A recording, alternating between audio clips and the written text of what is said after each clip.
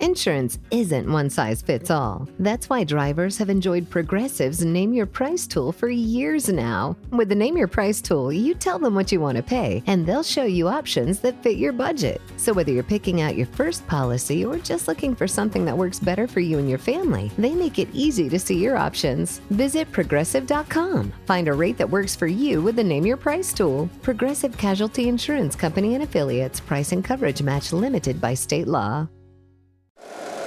Every team, every topic, everywhere. This is Believe.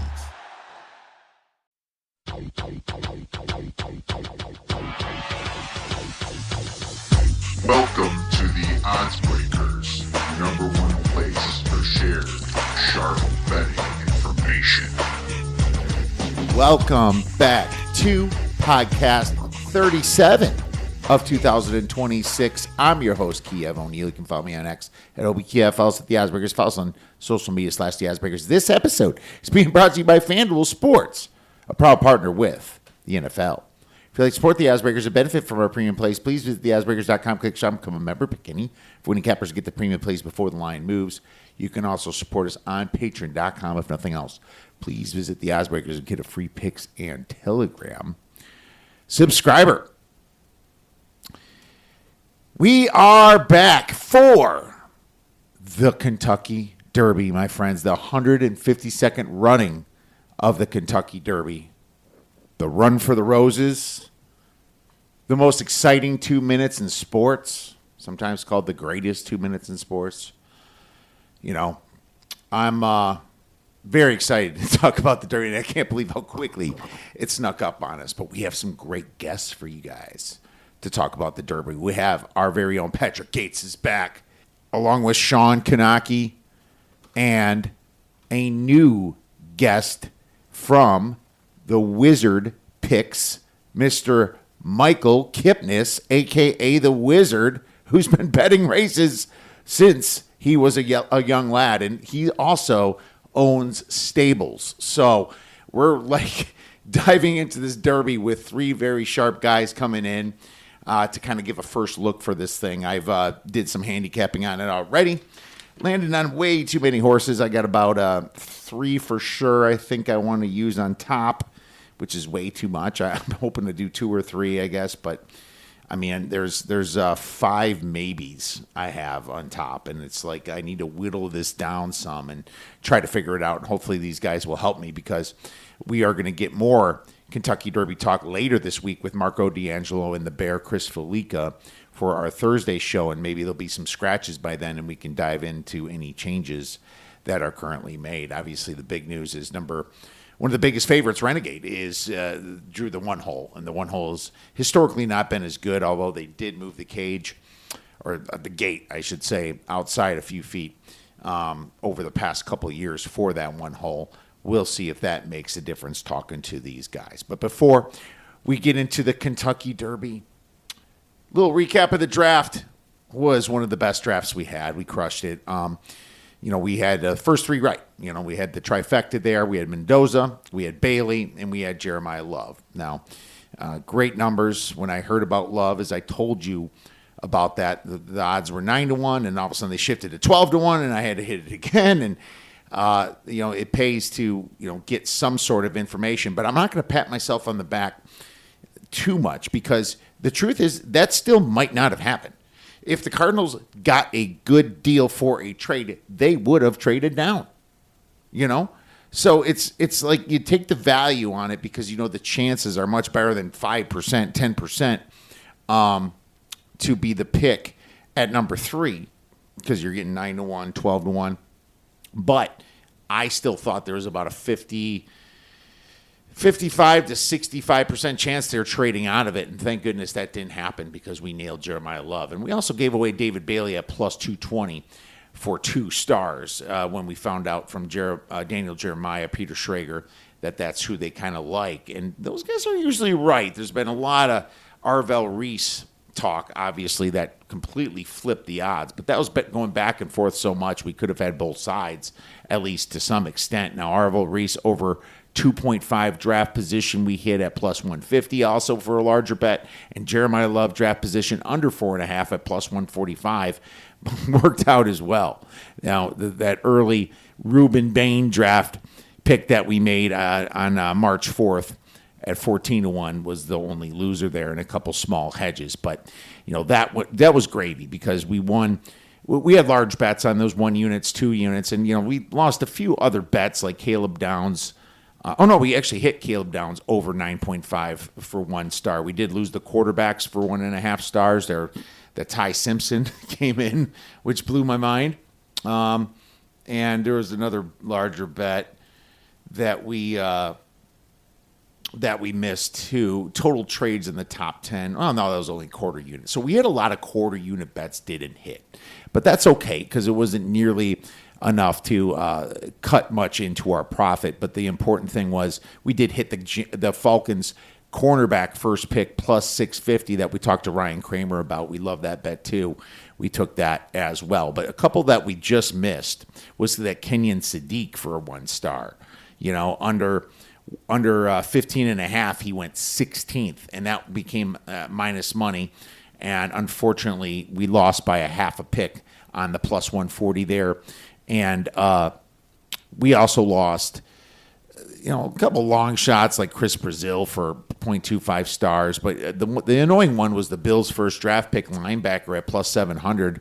The Bills traded back into the second round, and they picked in a guy that's an actual linebacker, but he was listed as edge rusher in the NFL website. So I got burned on that. That would have been a nice, quarter unit plus 700 hit as well. So, all in all, very profitable draft, very happy about it. But what I will say is that the Giants probably was the team that won the draft, and it's really easy to say that when you have 2 top 10 picks, but they did get Arvell Reese, who's still a really great player, just more of a project, but you got some edge rushers there, so you should be okay. You're probably going to trade bust Kayvon Thibodeau at some point. But you drafted Abdul Carter last year. But also your 10th pick getting a great offensive lineman like Manogoa, I should say. That was a wonderful pick by the Giants. So I would think that the Giants, we bet them early this year over 7.5 for plus money and to make the playoffs at like plus 360, plus 380. So I'm really, really happy from what the Giants did. Now, the Rams was the obvious crazy pick, and no matter what they say, Sean McVay was freaking pissed. He was steaming. They're trying to play it off like he wasn't. He was intense. He was angry. Snead and him had a massive disagreement. You can tell, and Snead just said, fuck you on the GM, and picked Ty Simpson. And like I said, Ty Simpson, 6'1", 207 pounds, 4.84 40.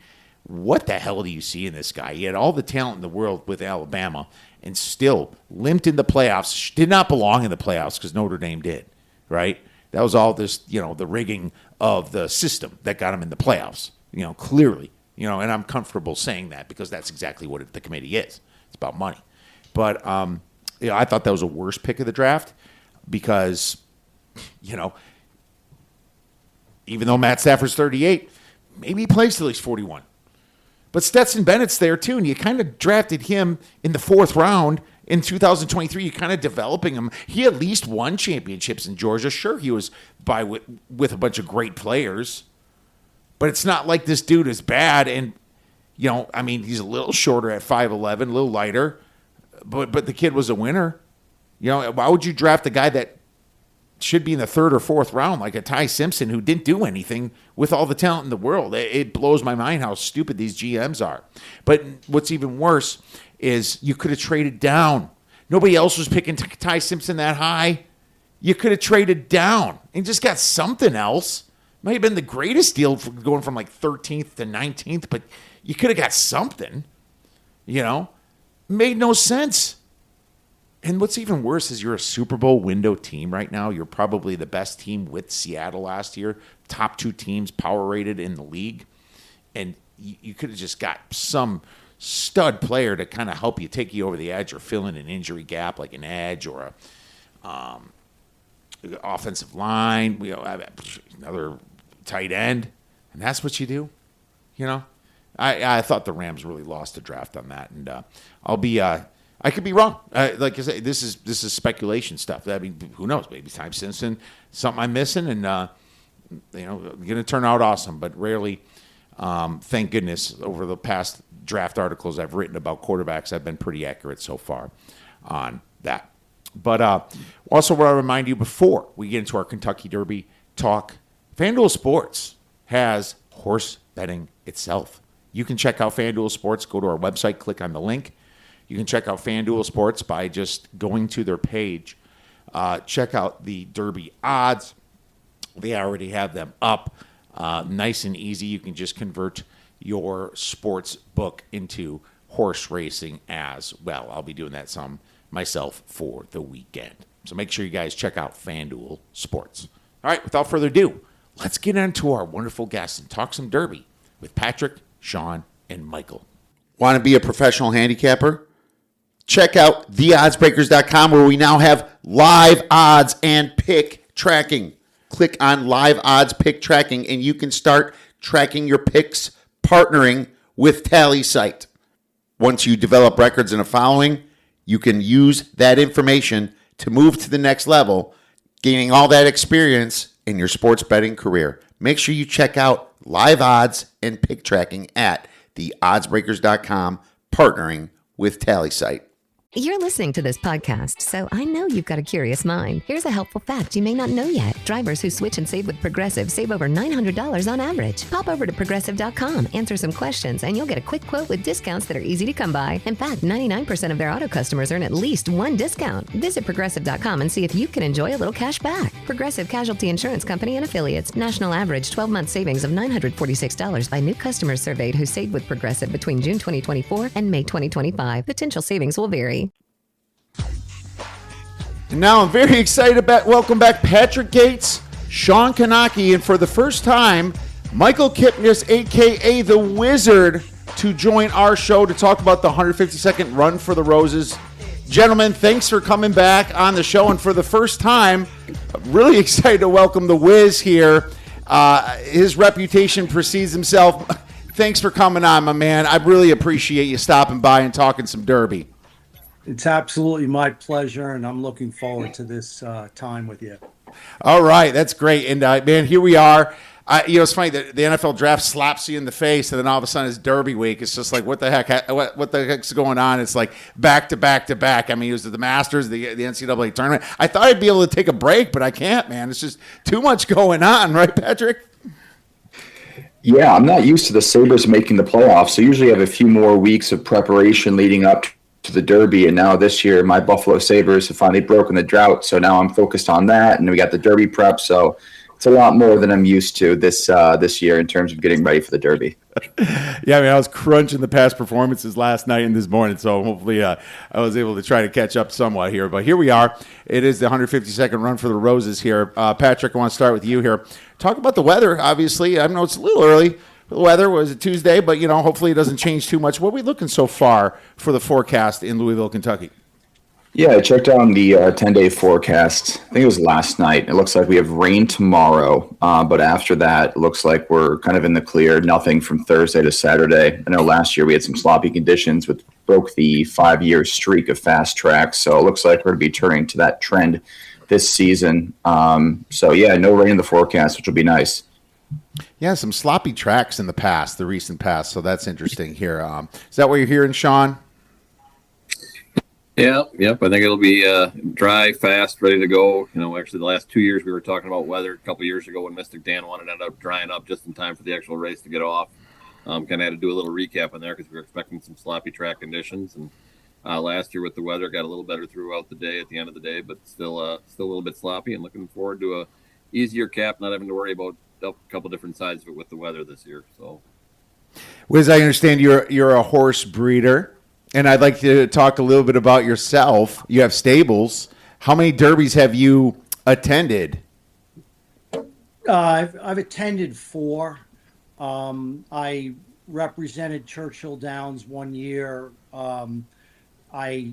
This Sheikh Mohammed Al Maktoum, who is the ruler of Dubai, he has probably the most powerful stable in the world called Godolphin. And you'll see Godolphin-owned bred horses. You'll see it on the Derby and Oaks card. They're all over the world. I mean, it's the biggest. And he had 2 horses in the Derby that year. and he had only attended he only came to the United States for a couple sales, but he never went to a racetrack for a big day. He was being interviewed by NBC, and I was given the job to kind of prep him for the interview. So, he came up on his own 787, landed in Lexington. It's about an hour and 15-minute ride up to Louisville. He had a motorcade. It was just him and his wife then, the Queen of Jordan. And so I was in the paddock. It was raining that day. It was a lousy day.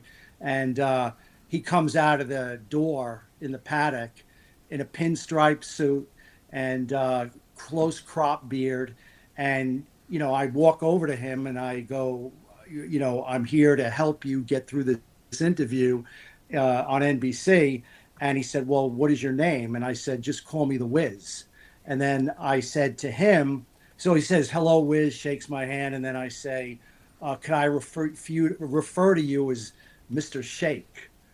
And he laughed, and so we hit it off. We talked for about a half an hour. And then I asked, like, at the end of the schooling him about what to say, I got to ask you something, what do you do for a hobby? I mean, you're the ruler of Dubai, right? And he says, well, I race prized camels with my family in the desert. We go on these 200-mile, trips in the desert. And that's what he does for relaxation. And he, at the time, there was a recession in Dubai. So he said, I'm building this big building, and it has a ski slope inside the building. And they ended up finishing it. But, and you fast forward a few years later, I'm at Saratoga, and I'm with a guy named Ken Ramsey, a big owner in the game, and he has a horse called Roses of May that they wanted to come to the Dubai World Cup. So they call him, and so Ramsey goes, I'm sitting with the Wizard, and in the background, right, I hear the Sheikh saying, oh, I remember Mr. Wiz. He called me Mr. Shake when we first met. So, that's wonderful. So it's a funny story. I have so many, being in this game my whole life. I mean, it's crazy, the people you meet. And yes, I own horses. I own horses, a couple good ones. And I'm a professional handicapper since 1984. And I'm on the Daily Racing Forum, and then I have my own website at wizardracingsports.com, and doing the sports site, with Wes and some other people. So this is what I live. You guys too, we're going to die on the vine. Yeah, absolutely. This is what we live and breathe. Fortunately, I've been able to stay married 47 years, have 3 kids and grandkids, and I haven't killed myself yet or drank myself to death. But, I'm also a big gambler. I'm a big player, and I've lived in Vegas twice. So I play the game at the highest level, and I know what you guys do and what you go through. And, I know what tough beats are. I know you have to, have a short memory. All you guys, I know exactly what you go through, and I commend you for the hard work you do, that every day you get up and you bust your butt to do the best job you can with videos, picks, and you have to know how to handle yourself and handle the ups and downs, because it's not straight up. You're going to have some real, tough beats, like yesterday taking the in the Pittsburgh Penguin game, taking over 5.5 goals. And I did bet that game, and I'm like, okay, I got a period and a quarter to get one damn goal, and then it doesn't happen. And then Crosby hits a shot towards the end of the game, and it goes right to the pole, and it doesn't take a right turn, it takes a left turn, so you lose the bet. And we go through that all the time. Yeah. It's just how you deal with that adversity. Success is easy to deal with. It's the adversity that really tests your mettle. Amen to that, man. It defines you, really, is how you respond to diversity, and that's what I try to tell my kids. And, we're knee deep in Little League and club baseball right now. That's a whole nother story that I'm dealing with, man. But thank you for all your acknowledgement of what you know so well, clearly, being in the game so long. And we definitely have the right guy to talk to getting into this race. So that's wonderful here. Shawn, is there anything different about the Derby this year compared to last? And I guess that's a kind of a general question, but just want to, throw that out there to see if there's any changes. Sure. I think, from an actual regulation and race standpoint, there really isn't. The weather's going to be a little different, but the big difference is kind of leading into the Wiz's next question. So he may want to tag along after this, but this is the first Derby in a few years where I'm looking at the board and I'm going, okay, these are not the two horses I'm targeting, right? Last year we had Journalism and Sovereignty. I'm looking at that board going, okay, those are the two I'm really zoning in on. 2024, you look back, you had Sierra Leone and Fierceness kind of coming out of there as the two big favorites. And this year, when I look at that board, I see the 4 single-digit odd horses, and then even beyond that, I'm looking at 6, 7 other horses going, gosh, I really think they could win this race too. I think there's not as dominant of an overall top of the field here going into this race, and that's really where I landed on it. And like I said, I think that leads into the Wiz's next question you had on the sheet, so I'll let him chime in after that. Yeah, basically asking the Wiz how strong this field is compared to other Kentucky Derbies. Well, I agree with Shawn. When I did a show yesterday of going down the field and doing contenders and pretenders and giving a brief analysis in my own odds line, you can make a case for 7, 8 horses, even 9. So it's very competitive. The favorite's not going to be anything less than 4-1, 9-2, if that.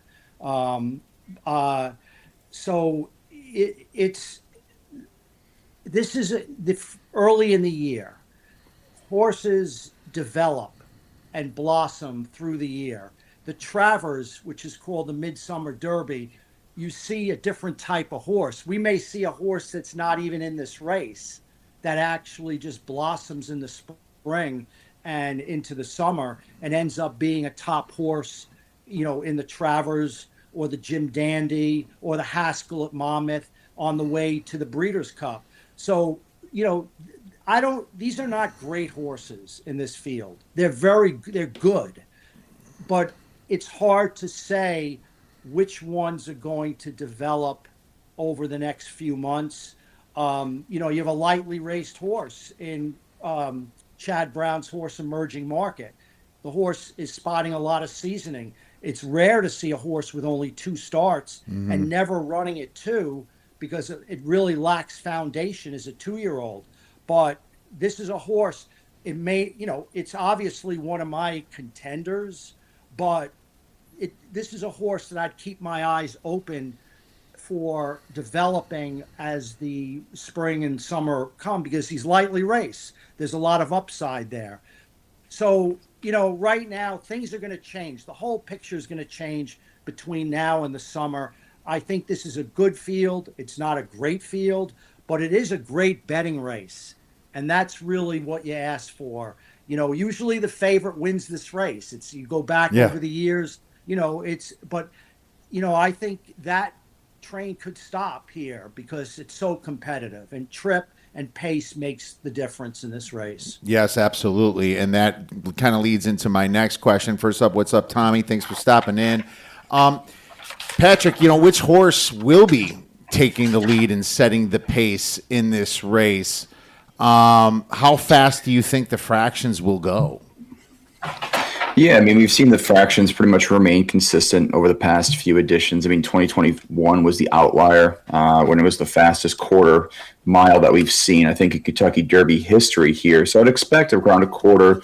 We're looking at 22.4, 22.5 range. I don't think it's anything going to be kind of super crazy like we saw with the outliers, but as we know with the Kentucky Derby, it's going to be a quick pace. That's kind of how it's gone the past few years, excuse me.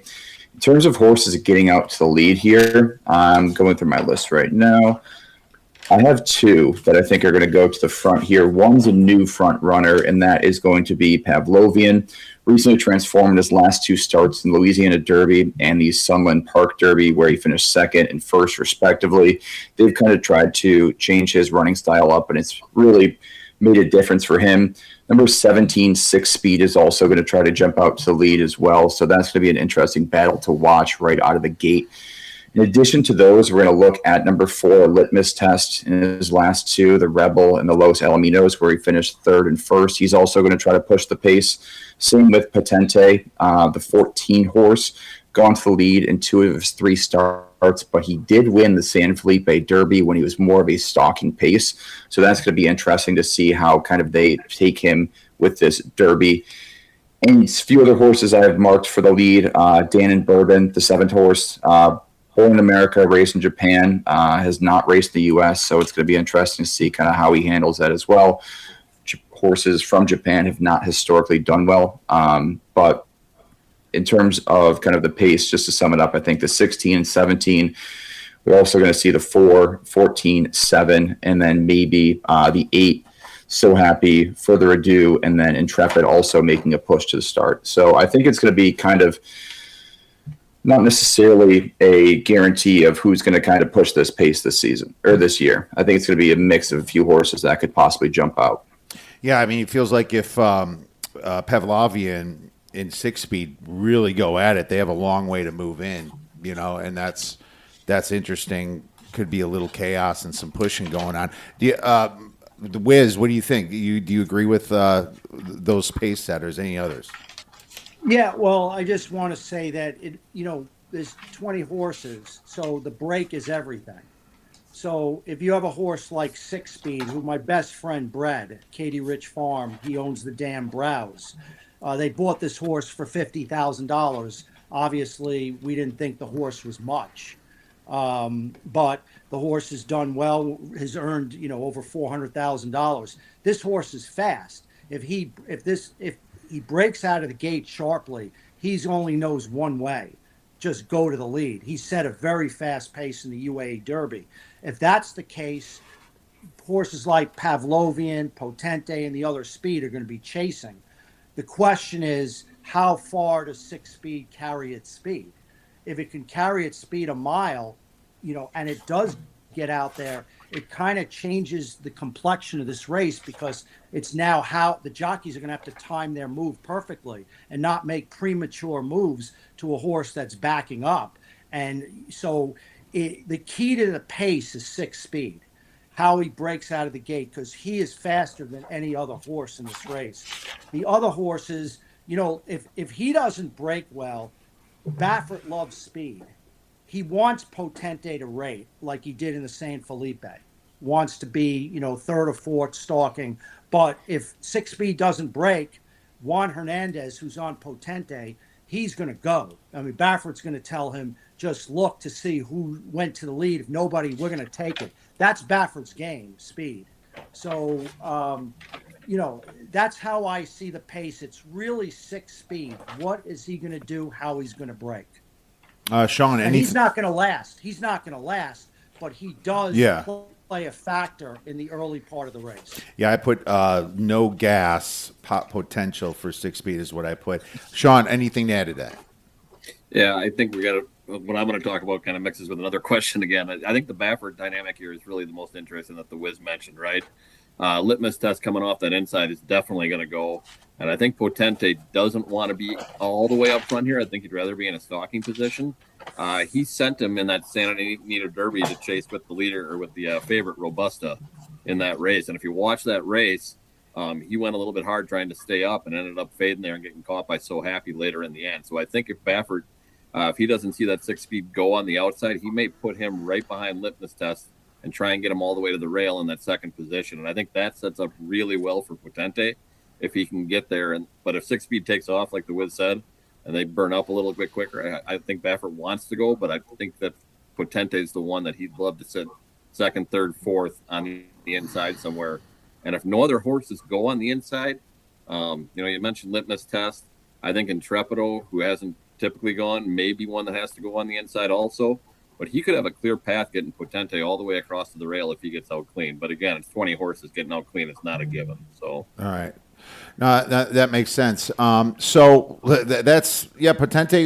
And if he kind of blew his gas in that race, like you mentioned, the Santa Anita. So That's interesting. Well, let's talk. And Sean, let's go right back to you here. The 4 favorites in this race, it looks like Renegade with the 1 in the first gate there is tough. You got Commandment there at 6-1. You got Chief Wallaby at 8-1, and then you have Further Ado. I believe I said it right. Ado at 6-1. Sean. So, and if you want to, I guess if you want to throw another one in, that's fine. Like maybe the Puma or something. But what are your thoughts on these favorites? Is there kind of are these deserving favorites? And you're right. There's no 2-1 or 2.5-1, right? So, what were your thoughts in general? Yeah, they're deserving favorites. The Derby prep season's gotten different over the years as we've gone along. A lot of these fields have gotten a lot smaller. I think the best Derby prep was probably the Florida Derby, but there are only 6 horses in that race, right? And some of the ones that came through here obviously did well. The Commandment and Puma, Chief Wallaby finished 3rd in that race, and they're all up here as 10-1 morning lines ready to go. And I think they're all deserving. My best horse that I like is the favorite right now. It's Renegade. Just watching him in the Arkansas Derby wind up and then close down on that field when the collapse happened was very impressive. The second place horse in that race, Silent Tactic, certainly ran a good race, decent buyer speed rating on that, depending on who you believe on that. Renegade coming up with a 98 isn't the best one in the field. Further Ado's got the best speed rating in the field, hands down here, coming off the Bluegrass. And if he runs that race, nobody else has touched that speed rating. So I think they're definitely deserving favorites again. But I think it's wide open. There's way more dynamics. There's way more horses that could win. And if you look at some of these prep races and some of the crossovers that these guys have had together, there are definitely horses that are not, single-digit odds that have a shot to win this race. And I certainly think you got to try and, eliminate a couple of these top ones, which ones aren't going to run well in traffic, and kind of go from there. So that's where I'm kind of starting my handicap. No, fair enough. And I think I figured out the name now. I had an old boss back in the day that said, "Without further ado," and I freaking hated that. Hated that, man. It drove me nuts every time he did that. Well, here, yep. What do you think, Patrick? We got these 4 favorites here. Are these usable in all of them? I mean, obviously we're trying to make money here. It's not great always to be on these guys, but what do you think? Yeah, it's like golf betting when you're taking Rory and Scotty in the same week and they're both at 4 or 5-1. You're like, it doesn't really make much sense in terms of a card construction to take all the favorites. But one of the bigger storylines heading into this week was Irad Ortiz. He rode 4 of the different prep winners, Commandment, Further Ado, Full Effect, and Renegade, of kind of which horse was he going to settle on. And he ended up picking Renegade. The issue with Renegade now is he draws that first post position, a spot that hasn't won in 40 years. I think Pletcher was quoted as he was kind of talking about when he found out about it. And he said, I think he reached for the nearest whiskey bottle or something along those lines with this kind of favorite. So that's something to monitor, but I agree with Sean. They're all deserving favorites. The Puma, I think, is getting the most early action now. I saw that he was down to 7-2 on some kind of books, which is crazy at this point. Just given the fact that he hasn't necessarily won these races like Commandment, Renegade, or Further Ado. So, again, all deserving favorites. I do like that 18 Further Ado looks great, especially a nice win at Churchill last season. So, yeah, I think he's probably my favorite of the favorites so far. Real quick fun fact about Irad, 0 for 9 at the Derby, has never hit the board. So just throwing that one out there also. So he's giving everyone bad luck. Okay, well, we'll have to find out. I mean, that the one hole itself did move out. What was it, like 2-3 years ago? I think they moved the gates out a little bit, right? Now it's still pointed towards the rail. COVID, yeah. Yeah, and so I mean, but it's been a short sample size since that's happened to say, it hasn't affected or it has. But just all honesty, I threw right after, I believe it was the Florida Derby where Chief Wallaby lost. I took his odds went up to 12-1 or 14-1. I just threw a little bit of money on him just for that because I knew it kind of sink back down when the Derby day happens. But that's kind of like the first one I was eyeing up. Not saying I'm going to stay on him, but what do you think, Wiz? These 4 favorites here, is the one hole scare you now with Renegade? Was Renegade a horse you're kind of looking to be on with these 4-1 odds in the worst hole in the Derby? Well, like you mentioned, they moved the gate out because they have one gate. They used to have two gates, an auxiliary gate, and so they have one gate. So basically, the one is in the two hole or the two path. But the key to Renegade, it's very simple. He has to avoid pressure that comes in on him into the first turn. If there is pressure and Irad is forced to check back and lose position, he's going to have a tougher time trying to get this horse to the outside. This horse does not want to run inside. Okay, he wants to run outside of horses. So what Irad's going to have to do is hope he doesn't get creamed early on, and then he saves ground at the beginning of the race. He navigates his way to the outside paths, and then turning for home, the wider the better for him.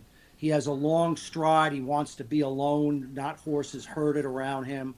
So it's a tough trip to navigate at a short price as the potential favorite.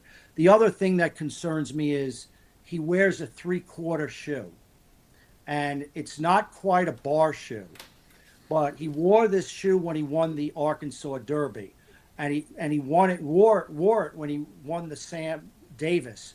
But they were more giving types of surfaces. So what a 3/4 shoe is it protects. Obviously, it's going to be on both right front feet, and it protects. It's not an injury, but there's some soreness to the foot. There's something. The foot is not 100%, but it's good enough to run. It's a protection. It's like wearing a protection in a shoe, or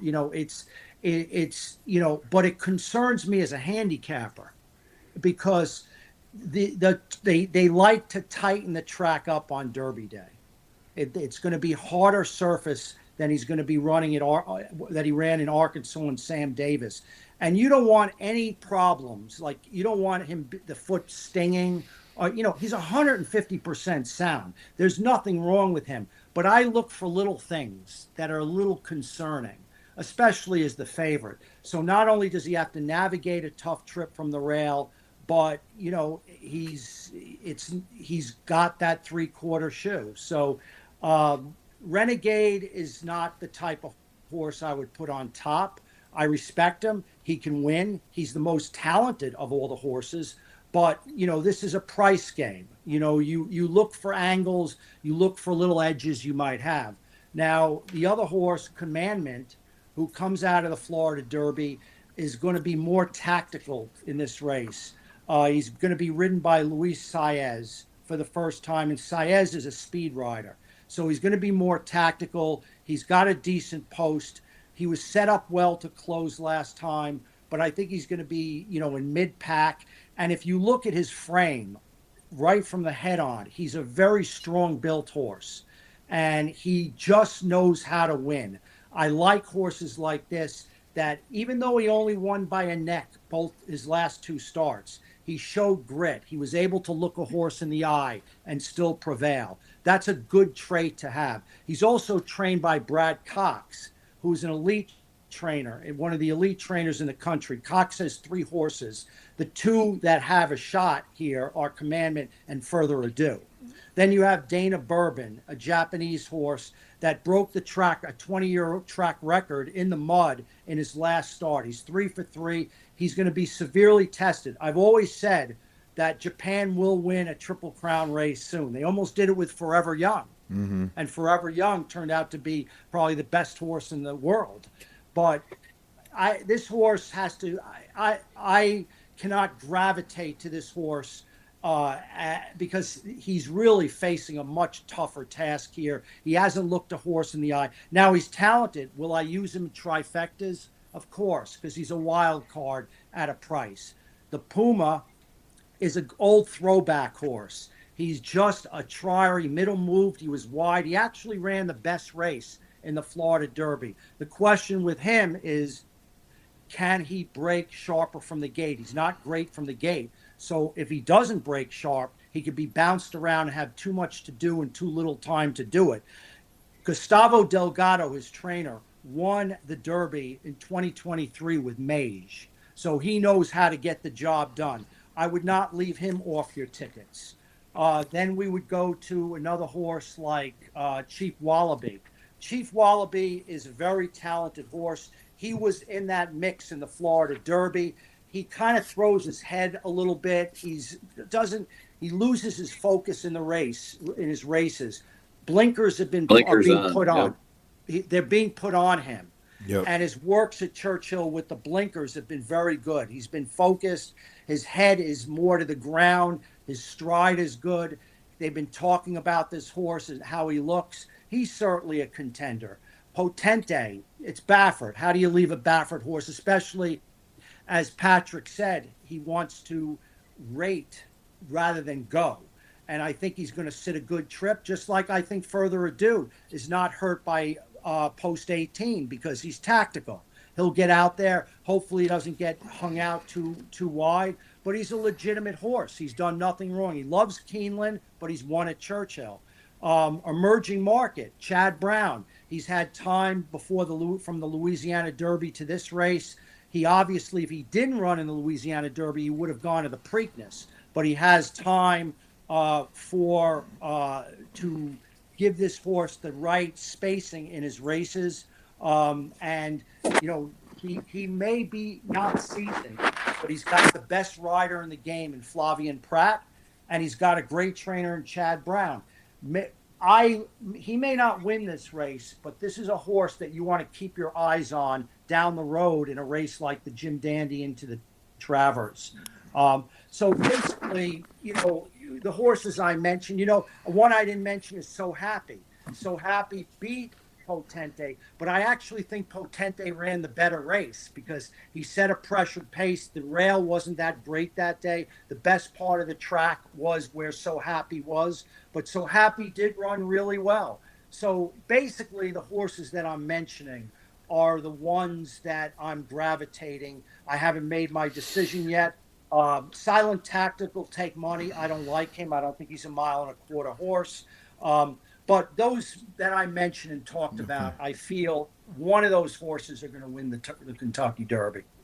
All right. Well, there you go. I mean, already kind of getting into your ticket and some sleepers here. With the Further Ado, with the fastest buyer there, I wrote down he had a really easy trip in the Bluegrass. That's kind of what I felt.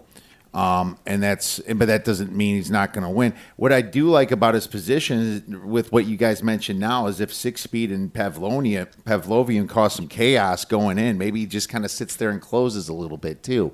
So now I kind of, I had that pop in my mind a little bit, Shawn. Yeah.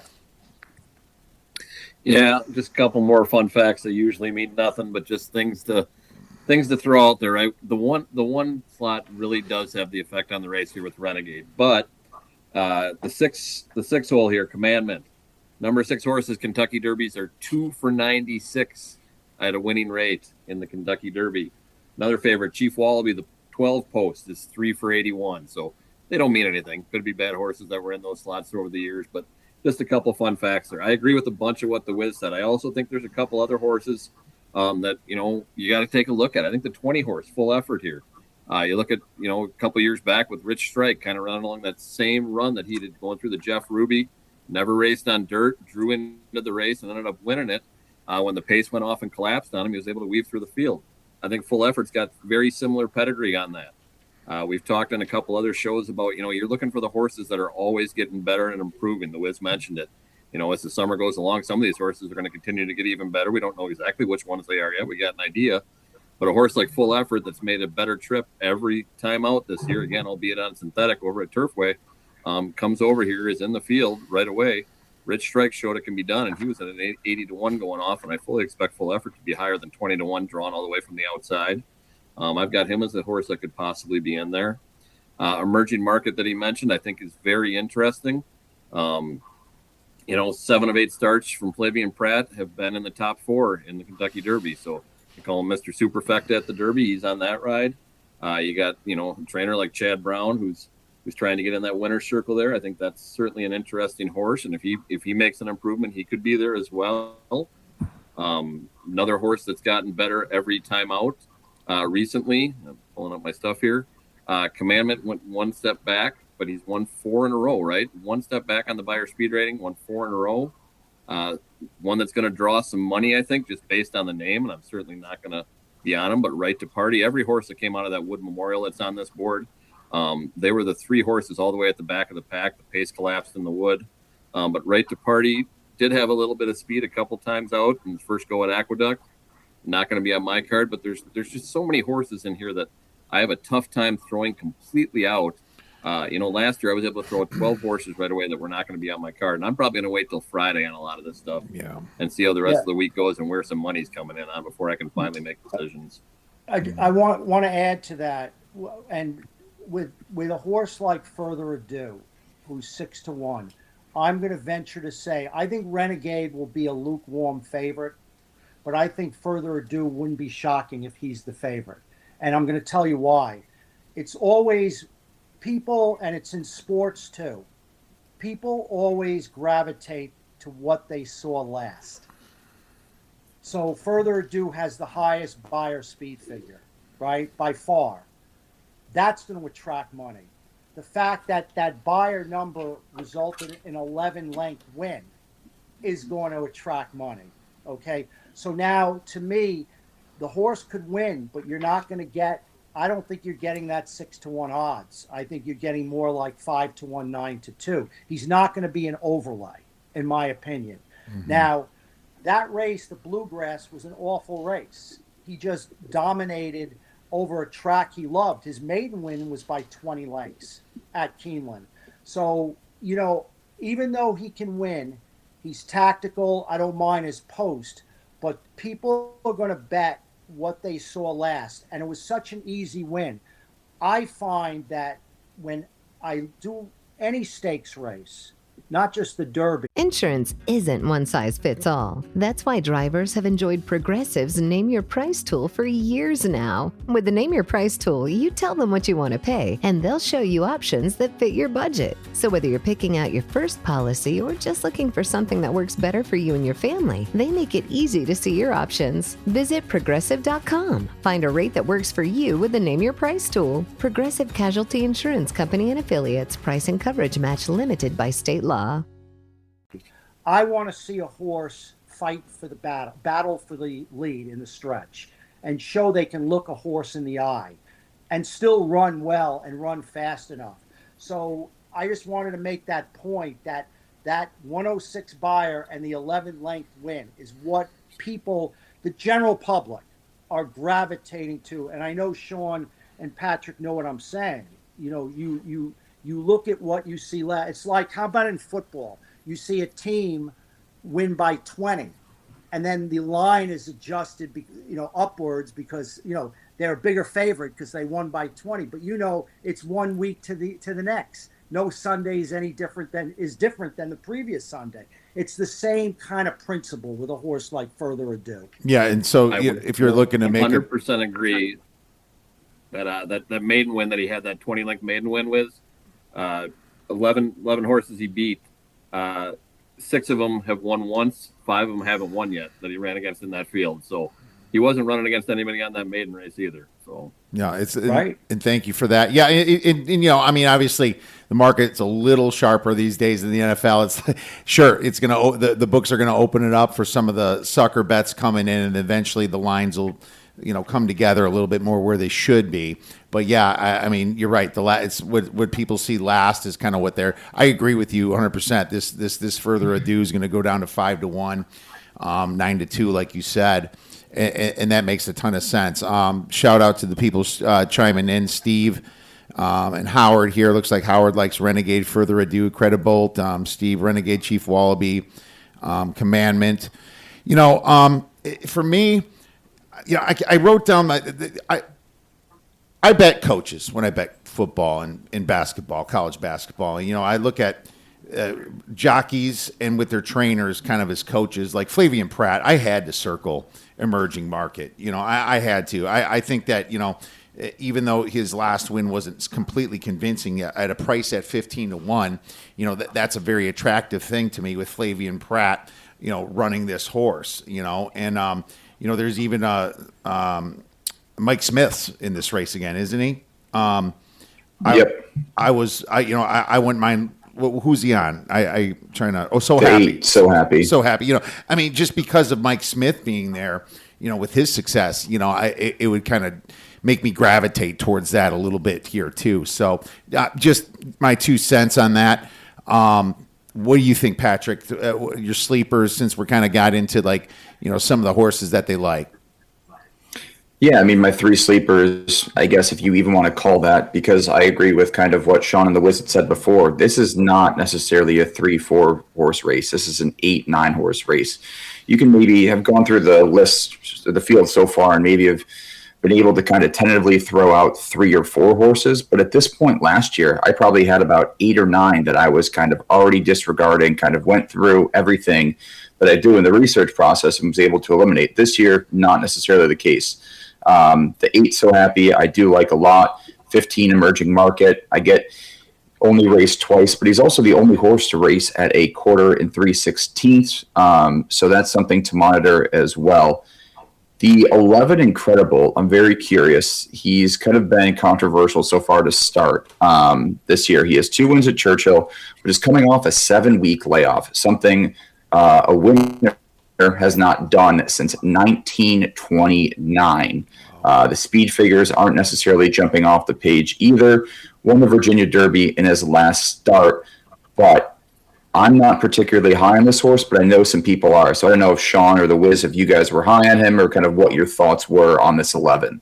Well, the Colonial last year was the first year to earn Derby points, and we saw it last year. I think it was American Promise was the horse last year that got in from there, and a lot of people were high on him. His odds came way down from 30 to 1 in the morning to like 10 to 1 at post time last year. He ended up finishing 15th. Colonial's a very fast track. It's just the way it's run. If you look at his speed ratings before that, I don't think he's anything you got to worry about here. Bresnet was 100 on that. His buyer was 88. Which one do you believe? I believe the buyer a lot more than that, especially at Colonial. So that's kind of where I'm at on the Virginia Derby. Kind of the same way I was on American Promise last year, and that turned out to be the right take on it. All right. Yeah, I agree. I thought that was not a very good race. Probably of all the races here, the final prep races, I think it was the worst quality. And had a perfect trip angled to the inside, got a good pace set up. I don't like that horse at all. I don't care what odds he is. I'm not using that horse. Any of these 30 to 1s, Dan and Bourbon's 20 to 1. It's funny. I actually watched Dan and Bourbon on his YouTube races, his last one. I thought they were running the track backwards, actually. And that's, my knowledge on some of this stuff. And I think it was in his last race. But, I kind of liked him a little bit. That's the one, the Japanese horse that I might use myself. But, besides Dan and Bourbon, I think I'm going to use him, but Right to Party, Litmus Test, Intrepido, any of the ones that, might come in from a scratch, 6 speed at 50 to 1. Even Pavlovian is at 30 to 1. Golden Tempo, any of these just worth anything to say about, Golden Tempo is the only one for me. Yep. Sorry, I'll let you jump in. Golden Tempo is the only one for me. He's a one-run closer. He's going to need a lot of pace to run into it. If he gets it, he might have a shot to hit the board. I'm not crazy on him, but you look at the pedigree. You got Curlin there as a sire. Smart Strike. He's got the pedigree to run long here. So if he gets the pace and it collapses out in front of him, I could certainly see him sneaking in, hitting the board in some way, shape, or form, and maybe even winning it. But he is the only one of those 30 to 1s or higher I'm looking at. I would say my wild card would be Dane and Bourbon, even though I wouldn't put the horse on top. The trainer of this horse was a former assistant to Aidan O'Brien. And Aidan O'Brien is the greatest trainer in the world.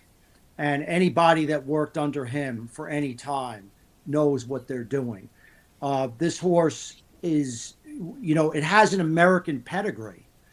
They bought this horse $450,000 out of the September 2024 sale as a yearling. The sire Maxfield was a middle distance rooter. And the dam is out of a Tappet mare. So you have distance pedigree and an American pedigree. Maxfield 5 for 5 at Churchill was. Yeah.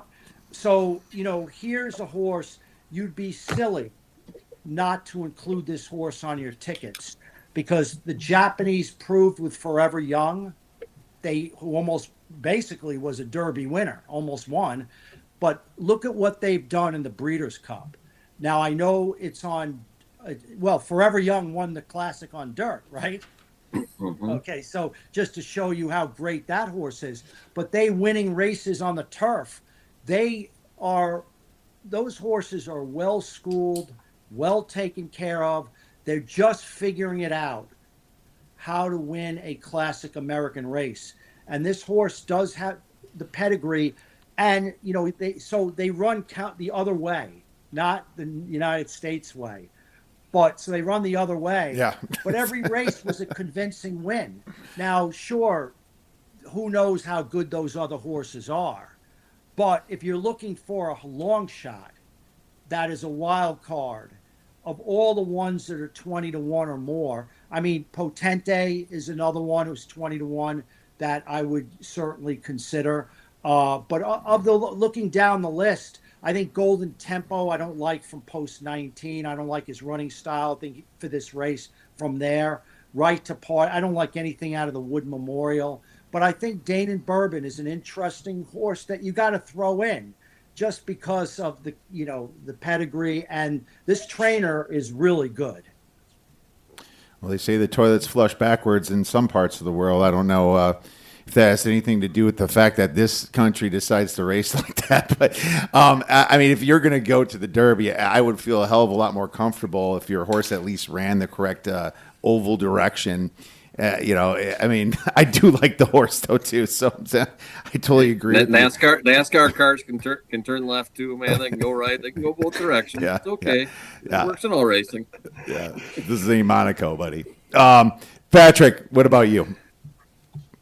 Yeah, no, agreed. I do. I mean, kind of getting into the next question, normally I'm kind of on one or two horses on the top, but this year I think I'm kind of leaning more towards the exotics. I think there's just so much more volatility this year that I think there's just some value out there of really catching one of these long shots coming in. I do like the 7, Dan Bourbon, and the 19, Golden Tempo. I get he hasn't raced on dirt, but he also has Ortiz on him, who's been a pretty great jockey the past few years as well, in addition to Irad.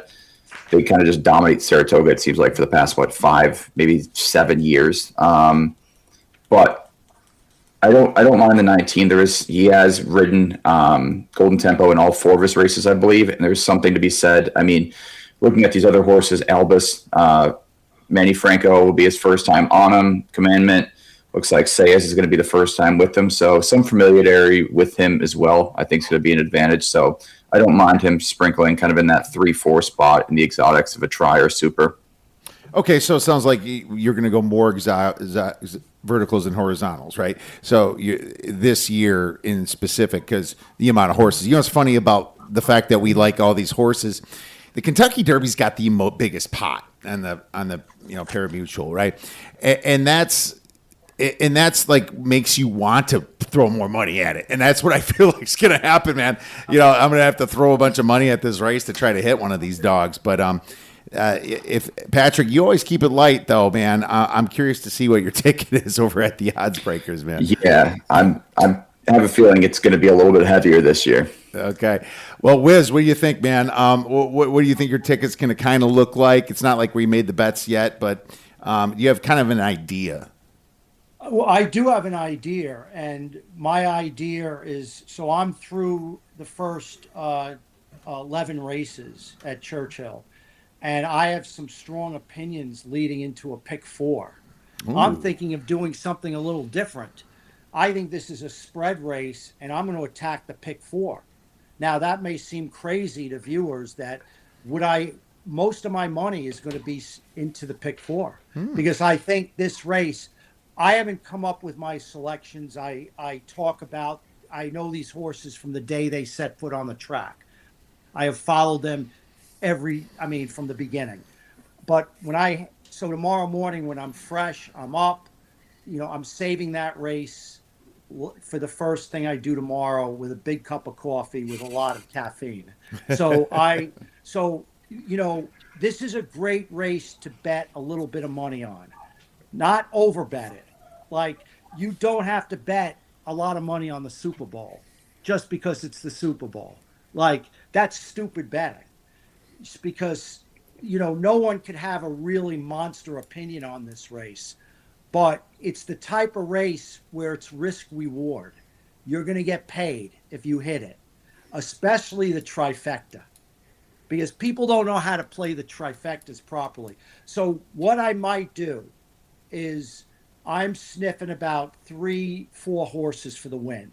So I might go 3 or 4 on top, with like 6 or 7 in the second hole and maybe 9 in the third hole.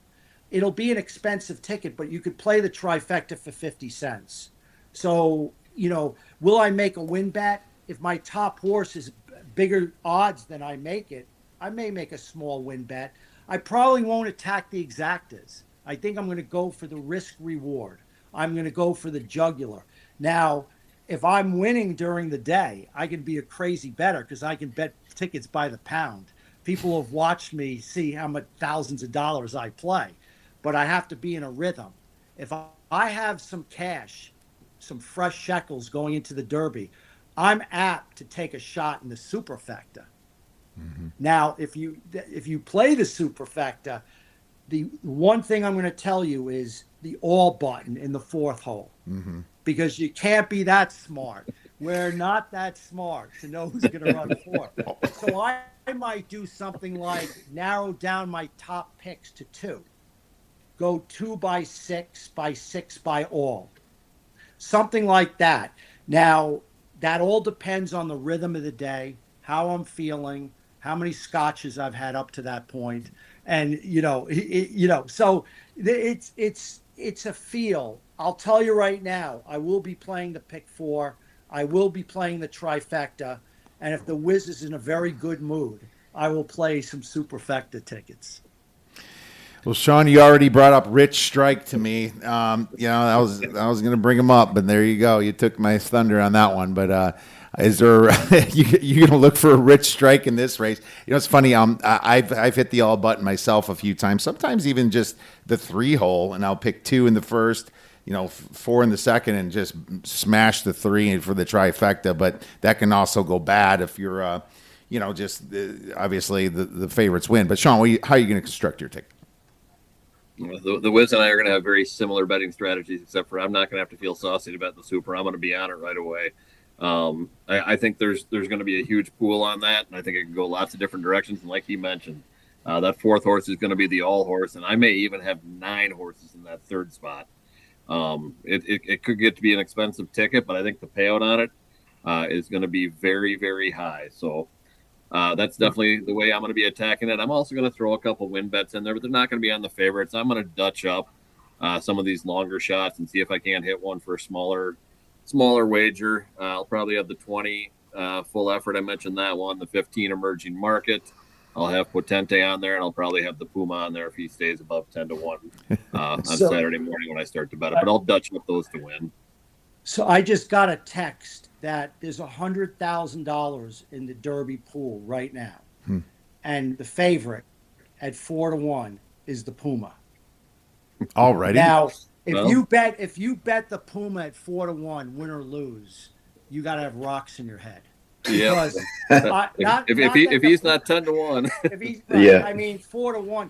But you see, that's it's, and believe it or not, if you see there's $500,000 in this pool or $1 million, there'll be millions bet, right? But if you see $500,000 to $1 million on Thursday or Friday, and you see the odds, they don't change that much. It's amazing how the odds on a Friday are similar to what they are on Saturday, because it's how people think. It's perception. It's listening to 100 people talk. People are confused. I don't listen to anybody. I turn everything. My best friend's the mute button. I don't even listen to the call of the race. I watch. Well, no wonder you're not married. That's what I am married. Oh, I'm you married are? 47 years. Oh, 47. 47 years. You're But lucky. I only She's open lucky. my ears to my wife. That's the mute button. The mute Yeah. button's working again. The mute button in all of sports. I don't want to hear anybody. I want to see my own eyes. But people, the best thing you can do is to just listen to very few people and make up your own mind on your set, win or lose. Just or listen to a couple people that are reliable and know what the hell they're talking about. But Puma at 4-1 is ridiculous. He won't be on my Dutch win ticket if he's at 4-1. So let's call it the 14, the 15, and the 20 will be on the Dutch win ticket, and then trifectas and supers will be how I'm betting it. So. Well, there you go. That's like some interesting strategies. It sounds like the super is like where a lot of guys are going to. Rain in Threes chimes in. He's looking for a reliable board horse to key in the super. Yeah, man. I have no idea what I'm doing yet. The exactas scare me because I can get a lot of trouble if I just keep pounding exactas. And it's just like you can go light and play pick 4. Maybe I'll do that. But the good news is sharp people like yourselves are going to be putting this stuff out for a lot of us. So we really appreciate that. So Patrick, why don't you tell our audience where they can find your great information? Yeah, I'll have my article posted on the Odds Breakers. I'm guessing around Friday. So stay tuned for that. Nice. Friday. Hopefully no scratches. Shawn, what about you? I am also going to be over at theoddsbreakers.com. Quick plug for my baseball. If you haven't been following along, we just went on a 2-week winning streak. All my baseball plays are 1 to 3 units. And we're a month into the season, and I am up 59.2 units. Yeah. A lot of good plus money winners, 104.74, and 1 to start the season in baseball. Just shy of 60 units 1 month in. Only betting 1 to 3 units a game. You've really picked up where you left off last year, Shawn. I've been tailing some of those, so thank you for that. It's just that what scares me a little bit is your card's so big sometimes. I'm like, Jesus, how am I going to break this up? Wiz, where could our listeners and viewers get your wonderful information? Yeah, so like I said, on Twitter, over at theoddsbreakers.com and at the Great Kanaki. So thank you very much. All right, Wiz, what about you? I sell my products at Wizard Racing Sports. One word, wizardracingsports.com. It's my personal website. And the Daily Racing Form. I'm the only independent contractor with the Daily Racing Form. I've been with them for many years. But wizardracingsports.com. The beauty of my products is that I update so I have 3 products. I have the full card selections, which is detailed analysis on all my selections for every race. And I have 4 best bets. The betting strategies, I give wagering strategies for every race. Basically the bets that I want to make. So I have Oaks Day already up on my website. I have 2 pick 3s and wagers for every race. I know I'm going to have a pick 4 play for Saturday. But that I've been selling these products since 1984. I mean, it's I've raised my family on, what I do, and I'm very fortunate. But like I said at the top of the show, I know how hard you guys work. I respect you all because we all work hard. We all care. We all want our customers to win. We're not going to win every day. It ain't happening. It's the long play. It's money management and just be patient because all you guys are professionals and I applaud you for the hard work and what you do on your videos. It's all hard work, and the sports handicapping business is tough. It's getting tougher and tougher. Just ask anybody their sales. It's really tough. So because there's so much information, there's so much free information, and guys like you are the real pros, and the people really who are betting money and getting into gambling, they should find the person that their bio, try a package for 3 days, right? Like one of your packages, and stay the course. I see with my sports site, which is Wizard Sports Picks, I started it like 8 months ago. It's hard. It's hard to get off the ground. I have great handicappers, but you can't, these people that are betting FanDuel and DraftKings and all these places, they don't have a clue. It's made to go broke, for you to go broke. So you really, if you're smart, you find a guy like Shawn, Patrick, Kiev, guys like that live and breathe the game. And you stay the course. It's ups and downs. And if it's entertainment, I always say, if you are a golf player, you pay $40,000 to join a golf club and you're out $40,000, but you enjoyed the experience. Betting sports is entertainment. If any of you guys hit 53, 54% for the year, you're not losing money. Guys are winning a few dollars, and you've got skin in the game. No one's going to hit 65% for the year. Maybe in a particular sport, maybe a run. But if you're smart, you go with guys like yourself, to help you learn the game. You have a write-up. They're intelligent write-ups, and you give a damn. You work your asses off. I know how hard you guys work because I work just like you. Like I said, we're going to die on the vine. Wonderful words to live by, and we are so thankful to have a man of your stature on our show and those amazing kind words to all of us. So we really, really appreciate the time that you spent with us, Wiz, and getting guys like you on. It really makes my day and makes my weekend, and I want to thank you for coming on. Very much enjoyed it, and hopefully we'll do some more. I love you guys. I really, I never met you, but I really appreciate you having me on your show. It's an honor. It's an honor to be on with you guys. And you guys, you speak horses intelligently, and that's not even your game. And I applaud you because you really know what you're looking at. You really do. Absolutely. And if you know that with horse racing, I'm sure in the sports you're good at, you're damn good. Yeah, it's Patrick and Shawn. That is part of their game. Mine, not so much. So just wanted to make sure that was out there. These guys they rough it through. But I'll tell you this, Patrick in hockey has been absolutely fantastic himself, and Shawn just crushing it in baseball. And the Wiz, man. For the Wiz, for Patrick, for Shawn, thanks everyone for listening to this show. Please rate, review, and subscribe. We'll be back to you shortly. Boys, best of luck in the Derby. Enjoy yourselves. Don't forget to enjoy yourselves, just like I tell the whole audience. And go get some winners.